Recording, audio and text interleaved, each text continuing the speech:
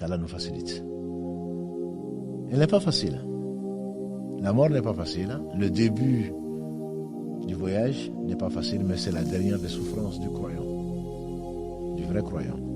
Quand on sait justement qu'après ça, il n'y a plus de retour, combien de gens ont craint que Allah n'ait rien accepté d'eux. Notre mère Aïcha, qu'Allah l'agrée, elle nous dit que elle a dit au messager d'Allah après avoir récité le verset 60 de la Sourate Al-Mu'minun, Sourate 23.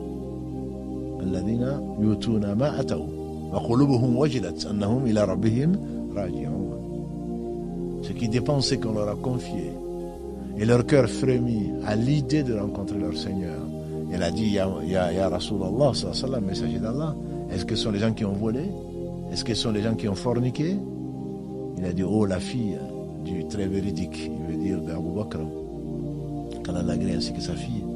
Non, il ne s'agit pas de ça. C'est les gens qui ont prié, c'est les gens qui ont jeûné et qui craignent qu'Allah ne l'ait pas accepté. Si tu avais cette garantie, comme Allah a inspiré au prophète sallam en disant, Abu Bakr est au paradis, Omar est au paradis, Othman est au paradis, Ali est au paradis, Talha est au paradis, et il en a cité d'autres. Dans le même hadith, 10. Si tu avais cette assurance, et encore, qu'est-ce qui te dit que tu vas mourir musulman? Qu'est-ce qui te dit que tu vas mourir musulman? Le prophète alayhi salam nous a dit, il y a des gens qui se couchent musulmans et qui se réveillent non musulmans. Il y a des gens qui se couchent non musulmans et se réveillent avec la foi. Nul n'est garanti. Lui-même demandait, Ya muqallib al-qulub, thabbit qalbi ala dinik. Oh, toi qui détiens les cœurs, qui les renverse comme tu veux, qui les changements d'état, raffermis mon cœur sur ta religion. Raffermis mon cœur sur ta religion. Nul n'est garanti de mourir musulman. Et c'est certainement la véritable perte. Voilà la véritable perte. Après avoir vécu ce que tu as vécu et ensuite te retrouver que tout ce que tu as fait, Allah a refusé. On connaît les 3 premiers combustibles de l'enfer, on en a souvent parlé de l'ostentation. Tu fais des choses, tu veux qu'on te félicite. Eh bien, on te félicitera dans ce bas monde, dans l'au-delà, tu n'auras que l'enfer.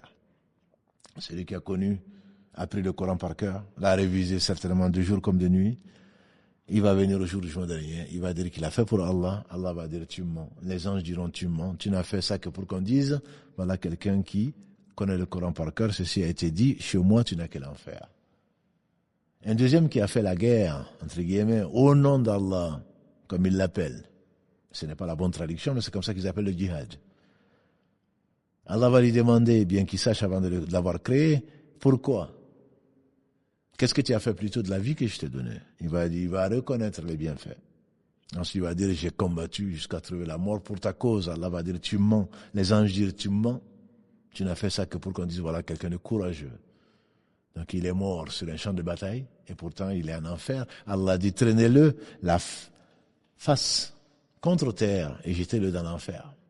Le troisième, vous le connaissez, c'est quelqu'un qui a dépensé matin, midi et soir, et ils sont très peu nombreux, les riches, qui dépensent ce qu'on appelle fi sabilillah dans le chemin d'Allah.